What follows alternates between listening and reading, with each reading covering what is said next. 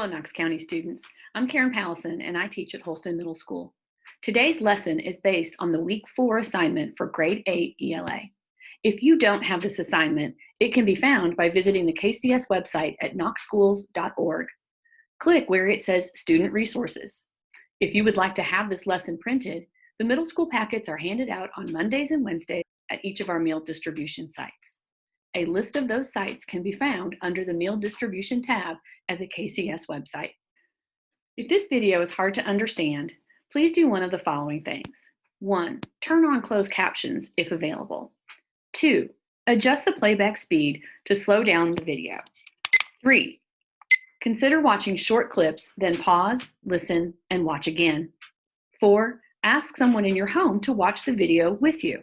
Stop frequently and talk to your parent or friend or sister, brother, whoever that is, about what you heard and understood. Monday, you were supposed to have read the article and then annotate it, which means making notes about what you've read. Now, when I annotate, I might make different annotations than you annotate, and your teacher may have taught you some different annotation marks, and that's okay. Use whatever marks you are comfortable with. Let me begin reading to you. Comedy occurs in different ways. Low comedy refers to the type of humor that is focused primarily on a situation or series of events. It includes such things as physical mishaps, humor concerning the human body and its functions, coincidences, and humorous situations. With low comedy, the humor is straightforward and generally easy to follow and understand. Since the primary purpose of most low comedy is to entertain, the action is frequently seen as hilarious or hysterical, and the effect is often side-splitting laughter and guffaws. Many times, the characters are exaggerated caricatures rather than fully developed characters. These caricatures are often caught in unlikely situations, or they become victims of circumstances seemingly beyond their control. Thus, the plot takes priority over the characters. Examples of low comedy might include Medea's Family Reunion, Meet the Parents, and America's Funniest Home Videos.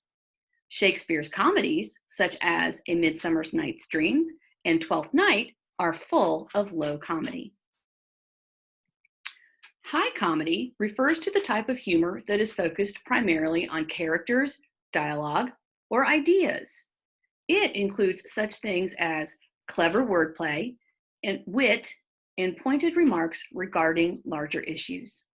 Many times, high comedy can take an irreverent or unconventional look at serious issues. Sometimes the humor of high comedy is not immediately obvious. It can take a bit of reflection in order to realize the humorous intent. Frequently, the purpose of high comedy is to express an opinion, to persuade, or to promote deeper consideration of an idea. Often described as amusing, clever, or witty, high comedy typically results in chuckles, grins, and smiles rather than loud laughter. Clever use of language and interesting characters receive more attention than the circumstances that surround them.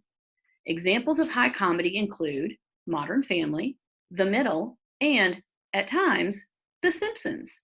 Shakespeare's tragedies, such as Hamlet and Romeo and Juliet, also include instances of high comedy. So what I did there was I just wanted to go ahead and read through the entire text with you. We'll go back and look at it in a couple different ways. So the first one you can see as I read is that I went ahead and had pre-circled some vocabulary words. I went ahead and down at the bottom of my page here have gotten the definition for you so that as we read, or if you have to go back and read again, you can understand what those words might be. So if we go starting from the beginning, top to bottom, what I like to call top to bottom, left to right, our first word that we can encounter is mishaps. And so mishap down here is an unlucky accident. So those are physical mishaps. Somebody falls on a banana peel. Somebody trips down a set of stairs. Mishap.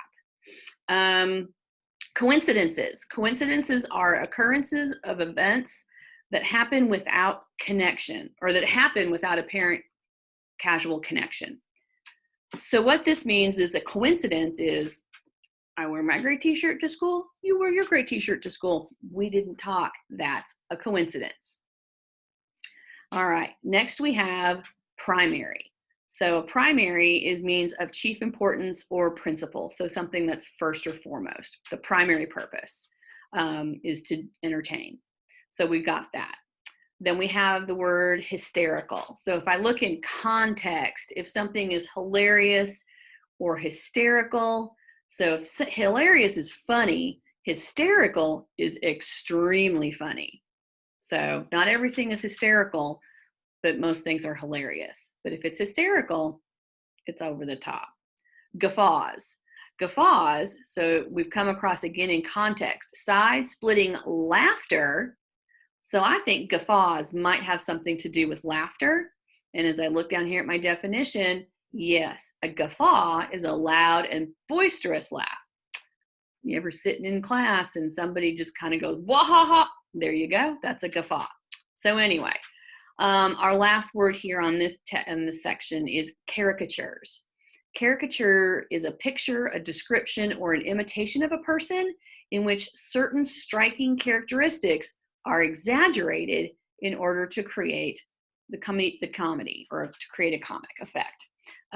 So that would be, I don't know, you'd have to kind of think about, you know, if you kind of comedy or mimic something that your mom does behind her back, like, that's, you're being a caricature, okay?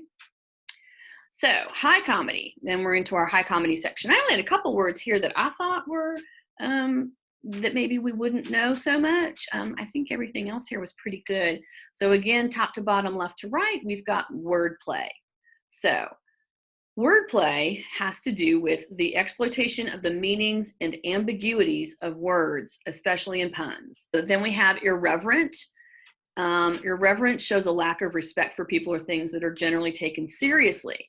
So high comedy is making fun of something that you really shouldn't, or something that's more serious. It's not comedy for comedy's sake. Our second thing to annotate, and that's underlining. So I didn't necessarily underline, but I highlighted. So here you see I have both paragraphs together, both sections together. You can see, kind of looking at it, I kept my vocabulary words circled, right? Because I wanted you to see those. So this is kind of how text can look when we annotate, but going through and saying, oh, look, here's something that I find important. Here's something else I find important. Well, these happen to be the two subheadings, and you do whatever works for you. You have to always do what's best for you and what's going to help you remember. And this is what I tell my students all the time. It's good that I point stuff out, but you have to know why stuff is being pointed out as well. So here I've got the yellow, which is basic. It's got the things that each type of comedy has in it. So the kind of the characteristics, what it does, that's got physical mishaps, it's got humor about the human body and its functions, it's got coincidences in it, and it's got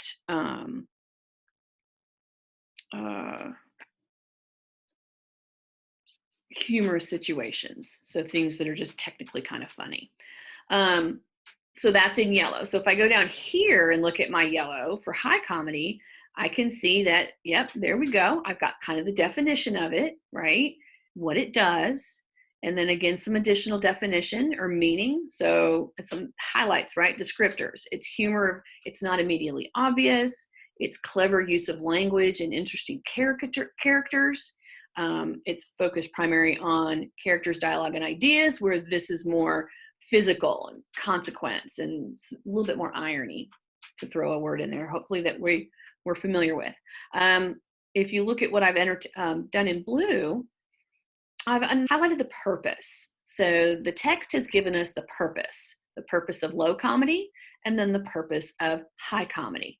They're not necessarily in the same place in each set of little text paragraphs, and that's okay. But good readers will go, oh, well, here was a purpose here. Oh, here's a purpose down here. When you see things that you're using the same term, or you're seeing the same term, especially when you've got two or more things that are being talked about, it's good to kind of note those. Tuesday, you wanted to write a paragraph, and we need to here focus on what it is that we're supposed to write about. It says to write a paragraph to explain the difference between low comedy and high comedy. Okay. Well, if I have to explain, so I'm doing some explanatory writing, but I'm explaining a difference. So I want to see how low comedy and high comedy are similar and how are they different. So a good pre-writing tool that we have at our disposal is the Venn diagram. So I'm going to draw my Venn diagram, and I have my low comedy side, I have my high comedy side, and I have what both have in common versus how both are different. Look what I did here. That's my similarity. Even though the shows and the movies and the examples aren't the same, the context of them, right, where I can find low comedy and high comedy, they can both be found in TV shows, print comics, and cartoons. And what we've given you is some contrast sentence frames just to give you a starting point for your paragraph, okay? So you could start out with, one difference between high comedy and low comedy is, and go back to your Venn diagram, and they both have a different purpose, right? We could say purpose, and then we would go on to explain that. You could start off with high comedy and low comedy are different because kind of this, and you could say because of their purpose. So we could use the same thing, but it's just how we are deciding to word our sentence. We could start off with high comedy is blank, however, low comedy is blank. And so we could use that if we wanted. Let me go back. So I chose this one as an example for you. High comedy is verbal wordplay, while low comedy is physical mishaps. What do you think? Did I catch the difference of each one, the main idea, right? And then that's something that I could go on and further write about. So before I write, I'm just going to go ahead now and go in and just kind of go back and underline some things that I might want to talk about in my paragraph. So again, I've got my where I can find it highlighted, but I've got my low comedy and that it's physical mishaps, humor, coincidences, situations. Its primary purpose, how it's hilarious or hysterical, and the effect is laughter. High comedy is focused primarily on characters, dialogues, or ideas. It includes wordplay, wit, and pointed remarks regarding larger issues. The purpose is to express an opinion, to persuade, or to promote deeper consideration of an idea using clever language and interesting characters that receive more attention than the circumstances. So it's what the characters are saying rather than what they're doing. So we've got the physical and we've got the more intellectual, high comedy. So this is an example of a decent paragraph response. Okay, so let me read it for you and let's see if we can't find or identify some of the things in my paragraph response that we found in the text. Low comedy and high comedy differ in how and why authors use them to create humor. We want to start off with a nice broad topic sentence statement, and it's something that they both do, right? They create laughter, humor. The purpose of low comedy is to entertain and make the audience laugh without having to think about the humor. The emphasis of the humor is on the situation or plot, and it uses common physical mishaps in order to receive outbursts and loud laughter. Although high comedy may entertain, its purpose is to express an opinion, persuade, or promote a deeper consideration of an idea or issue. The author uses wordplay to amuse the audience, causing consideration and thought about the issue.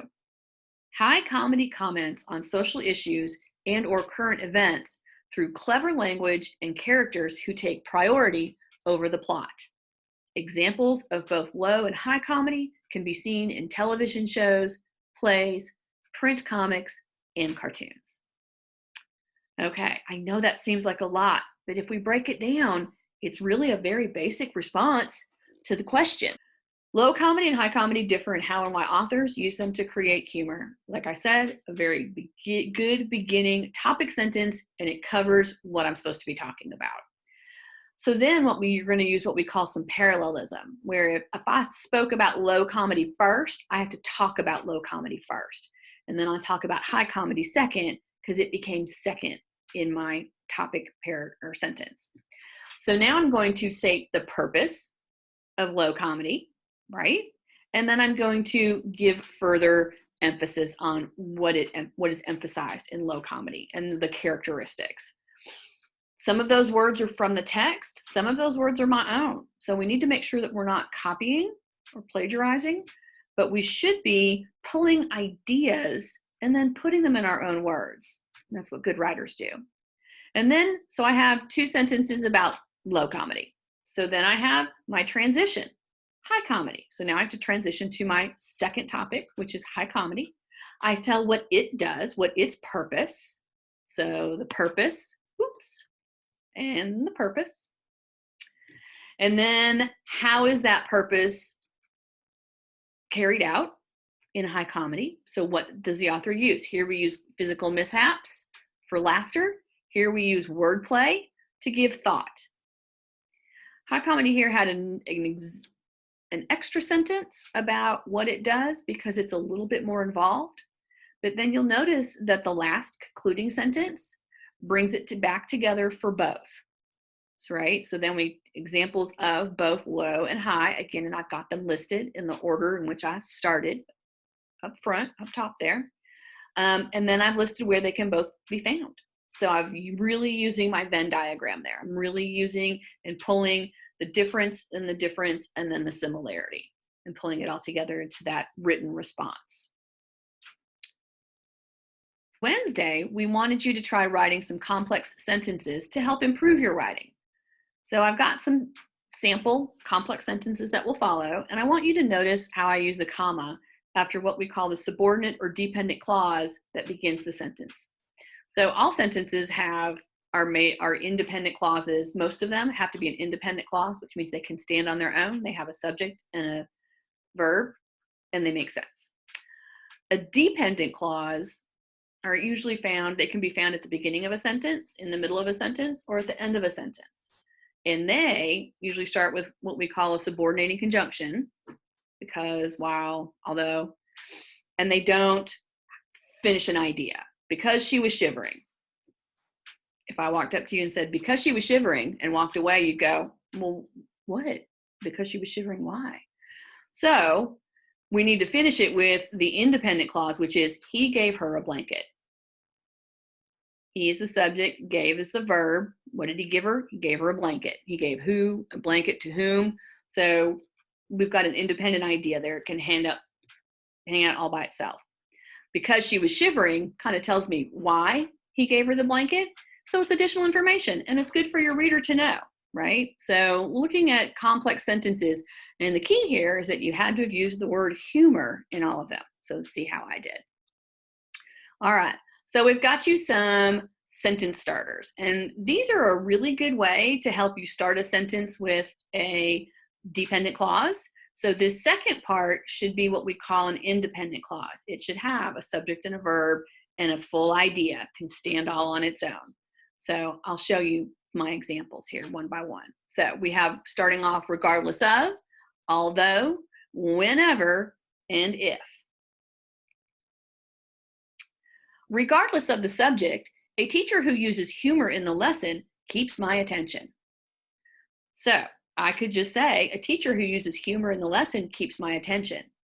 When I add in or add on, regardless of the subject, I give my reader a more specific idea about, so why that lesson, if it has humor, keeps my lesson. So doesn't matter what lesson is being taught, math, science, social studies, ELA.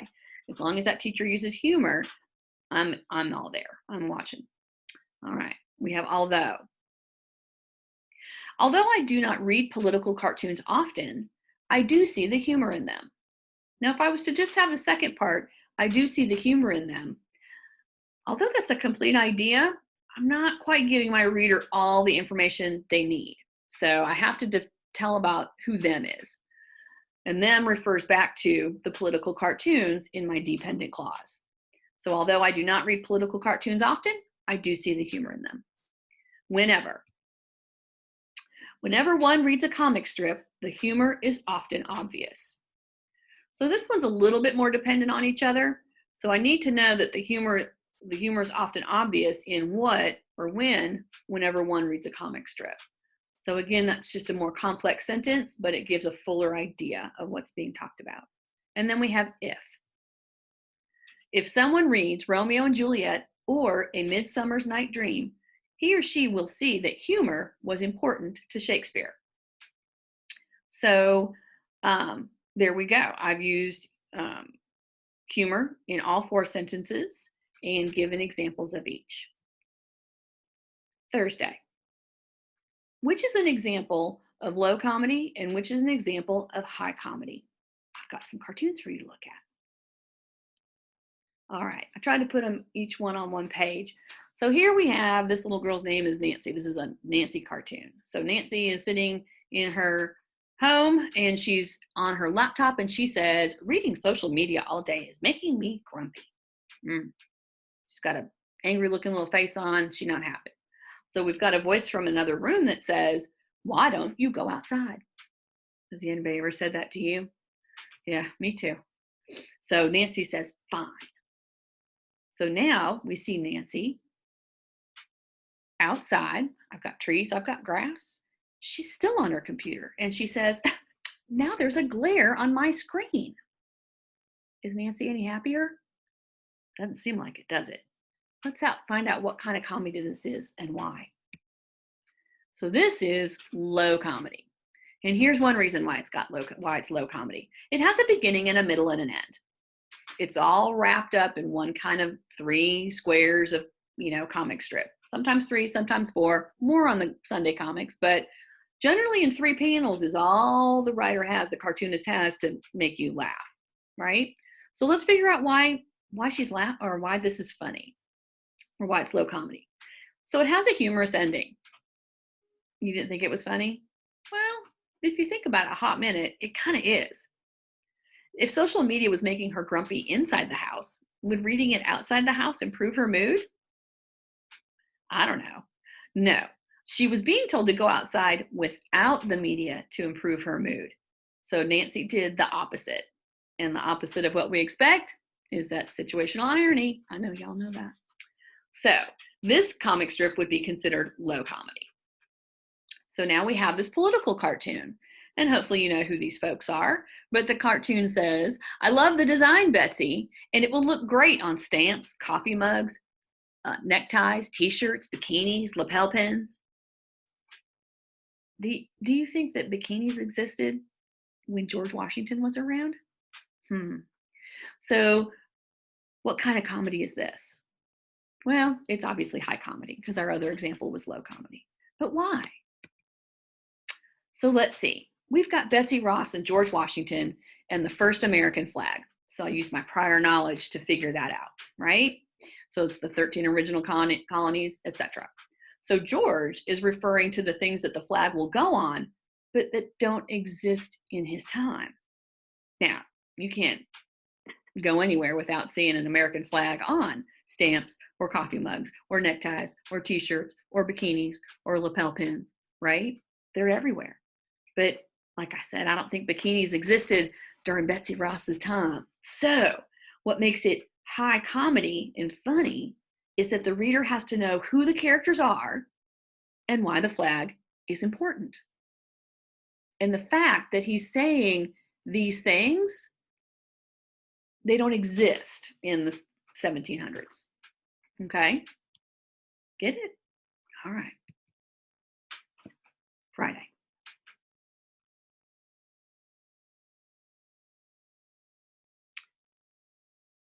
So Friday, we want you to answer questions about the cartoon and the comic strip. Okay, so we've got 4 questions for you, and we just want to see how you're going to respond to them. So question 1 was describe the use of print and images in each. So just kind of some sentence starter. You don't have to use this if you don't want to, if you did something else. Kind of what we're looking for here is that you're getting the context of the idea from the text. So our prior what we've highlighted and underlined and identified, those are the things that we want to continue to bring back into our answers. So the print in the comic strip, the images make the comic funny because, the print in the political cartoon make it funny because, and what are the images? So I've got several things that need to be focused on. So here's my answer. I put, the print in the comic strip has the voices of 2 characters. The images make the comic funny because, well, the girl misinterprets the solution to her problem by taking the source of her grumpiness outside with her, right? She took that laptop outside. The print in the political cartoon makes it funny because, well, why? George Washington comments on how the flag will be used in current society, and it kind of has a mocking tone a little bit. So which kind of help make it funny. The images are high comedy. Okay. So then these are a little bit deeper in-depth answers if you wanted to kind of review those and kind of find a happy medium in between the two. Again, sometimes answers to questions are subjective, so it kind of depends upon who's reading your answer and whether you've understood what it is that they've wanted you to answer. Have you gotten the full response? Question 2 was, what is the topic and what is happening in each piece? So we want to talk about the topic and what's happening. So here's my response. The topic of the comic strip is what? How extended social media time can lead to grumpiness, right? So we kind of get that. Nancy was on her laptop a long time, got her grumpy. In the comic strip, the girl's grumpy inside the house because of social media. The subject of the political cartoon is the creation of the American flag. So Betsy Ross making the flag for the very first time to represent where the United States was at that point in history. In the cartoon, the characters are commenting on how the flag will be used in the future by people. So a little different, not anything of how we're going to use it to put up over forts and fight battles, right? But coffee mugs. So, and again, here's another a little bit more in-depth answer if you'd like to make a comparison. Who are the characters? The characters in the comic strip are, okay, this is a pretty easy one, and then the characters in the political cartoon. So the characters in the comic strip are the girl and a voice from another room. We have to acknowledge it, even though it's not, we don't see a visual character, but we do know that somebody, father, mother, sister, granny, somebody from another room has said, go outside. The characters in the political cartoon are Betsy Ross and George Washington. And then again, here's pretty much a similar answer. And last question, how would you describe the humor? So now this is having you go back and connect. So we've done all this talk about low comedy and high comedy. Can you remember which is which and why? So the comedy in the comic strip is which kind, high or low? And how do I know that? And I've got a because, and then a transition. However, the comedy in the political cartoon should be the opposite, and why? So let's see what we remember about that. So this is my response. The comedy in the comic strip is low comedy because it relies on the audience recognizing the irony in the girl's response, right? We need to know that she wasn't being told to take the computer outside with her. She was being told, without saying it, to leave the computer inside and take herself outside. So it was that whole situation. However, the comedy in the political cartoon is high comedy, comedy that made us think, because the audience has to understand the social commentary concerning the flag. Symbolically, it was created to represent the United States, but today it's less a symbol and more of a souvenir. You can go to any t-shirt shop and find a t-shirt with the American flag on it, right? Bandanas, shirts, shorts, everything. And this is a little bit more in-depth response. So just to give you a couple different viewpoints, a couple different ways to look at answering that same question. How'd you do? I hope you did good. I know you did. Well, there we go, boys and girls. So I hope that you enjoyed the lesson this week and that continuation that we're talking about comedy and humor, and go out there and make your own comedy. Have a great day.